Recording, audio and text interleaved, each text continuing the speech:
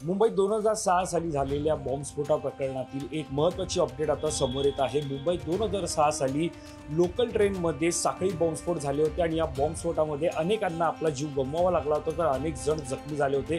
याबाबतची सविस्तर माहिती आपण जाणून घेणार आहोत। मात्र आता यातील एक महत्त्वाचा निकाल समोर आलेला आहे, तो म्हणजे न्यायालयाने या बॉम्बस्फोटातील 11 आरोपींची निर्दोष मुक्तता केल्याची माहिती समोर येत आहे। न्यायालयाच्या या निर्णयामुळे पोलिसांसाठी हा धक्कादायक निर्णय ठरत आहे। त्यामुळे निश्चितच ज्या प्रकारे 2006 साली जो बॉम्बस्फोट झाला होता, मुंबई ही लोकल वाहिनी आहे, मोठ्या प्रमाणात या लोकलमधून मुंबईकर असतील, नागरिक असतील, हे प्रवास करत असतात। त्यावेळेला जो बॉम्बस्फोट झाला होता, संपूर्ण मुंबईला आणि राज्याला हादरवणारी ती गोष्ट होती। मात्र आता त्या बॉम्बस्फोटातील जवळपास 11 आरोपींची न्यायालयाकडून सुटका जी आहे ती करण्यात आलेली आहे। याबाबतची सविस्तर अपडेट जी आहे ती आपण जाणून घेत आहोत। साधारणतः आपण पाहतोय न्यायमूर्ती अनिल किलोर आणि न्यायमूर्ती एस चांडक यांच्या खंडपीठाने हा निकाल दिलेला आहे। ज्या वेळेला ही घटना घडली होती, ज्या वेळेला बॉम्बस्फोट झाला होता, त्या बॉम्बस्फोटामध्ये जवळपास 189 जणांचा मृत्यू झाला होता, तर 827 जण जखमी झाले होते।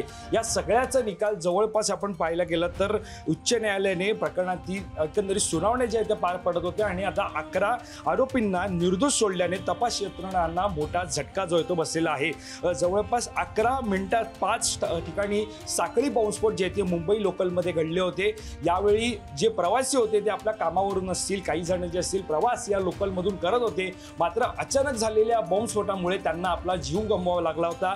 मोठ्या प्रमाणात नागरिक हे जखमी सुद्धा झाले होते। दरम्यान या बॉम्बस्फोटांसाठी कुकर बॉम्बचा वापर करण्यात आला होता। मात्र पोलीस आणि तपास यंत्रणांना या प्रकरणात न्यायालयात योग्य प्रकारे पुरावे सादर न करता आल्यामुळे 11 आरोपींची निर्दोष मुक्तता जी आहे ती करण्यात आलेली आहे। साधारणतः पाहतोय की ज्या वेळेला ही घटना घडली त्यावेळेला साखळी बॉम्बस्फोट जे ते मुंबई लोकलमध्ये घडले होते। मात्र जेव्हा 2006 पासून जो सुनावणी जी आहे ती मुंबई उच्च न्यायालयात सुरू होती, याचा निकाल आता 2025 मध्ये लागलेला आहे। आणि महत्त्वाचं म्हणजे पुराव्या जे ते योग्यरित्या सादर न करता आल्यामुळे न्यायालयाकडून 11 आरोपींची निर्दोष मुक्तता जी आहे ती करण्यात आलेली आहे। खरं तर ही तपास यंत्रणा असतील, पोलीस असेल, समस्त मुंबईकरांसाठी असेल धक्कादायक बातमी जी आहे ती मानली जात आहे। कारण बॉम्बस्फोट हा होणं म्हणजे अतिशय धक्कादायक आहे आणि अशा प्रकारे हा बॉम्बस्फोट झालेला होता, ज्याच्यामध्ये 189 जणांना आपला जीव गमवावा लागला होता। त्यामुळे निश्चितच ज्या प्रकारे ही घटना घडली आहे, त्या घटनेमध्ये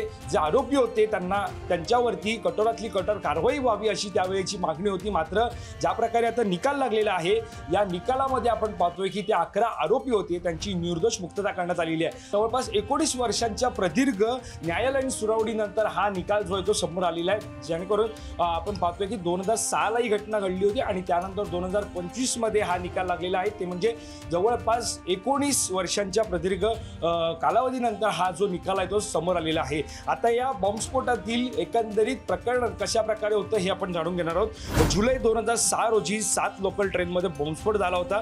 बॉम्बस्फोटात 189 जणांचा मृत्यू तर 827हून अधिक जण जखमी झाले होते।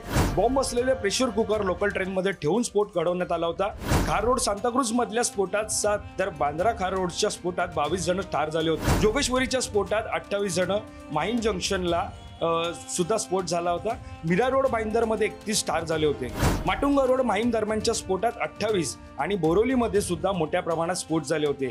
इंडियन मुजाहिद्दीनच्या दहशतवाद्यांनी हे स्फोट घडवले होते। मकोका कोर्टाकडून सप्टेंबर 2015 ला 12 जण दोषी, 5 आरोपींना फाशी, 7 आरोपींना जन्मठेप अशी शिक्षा जी आहे ती एकंदरीत सुनावण्यात आली होती।